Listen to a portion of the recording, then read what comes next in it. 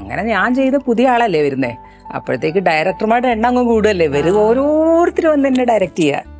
അപ്പോഴത്തേക്ക് പിന്നെ കുറച്ച് നേരം കഴിഞ്ഞപ്പോൾ സിദ്ദിഖ് പറഞ്ഞു പാക്കപ്പ് എന്ന് പറഞ്ഞു. എല്ലാവരും കഴിഞ്ഞിട്ടില്ല, കുഴപ്പമില്ല എന്ന് പറഞ്ഞു. ഡയറക്ടർമാരുടെ എണ്ണം കൂടുതലാണ്, നാളെ എടുക്കാൻ ഷോട്ട്.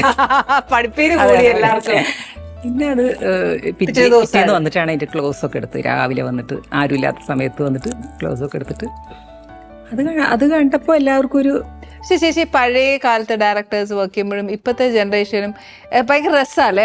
അവരിപ്പോ ഭയങ്കര എളുപ്പത്തിലെല്ലാം ചെയ്യുന്ന മാതിരി ഒരു ഫീലിംഗ് ഇല്ലേ ഇപ്പത്തെ നമ്മുടെ ജനറേഷൻ? Easy go. ഞാൻ ഇപ്പത്തെ പിള്ളേരെ ശരിക്കും പറഞ്ഞാൽ ഭയങ്കര അത്ഭുതത്തോടെ നോക്കുന്നു. സത്യം, ഭയങ്കര അത്ഭുതത്തോടെ നോക്കും. ചെറിയ ത്രെഡാണ് അവര് ഇന്ന്. പണ്ടത്തെ സിനിമകളൊന്നും അങ്ങനെയല്ലല്ലോ, ഒരുപാട് കഥ നല്ലത് വേണം, സംഭാഷണം.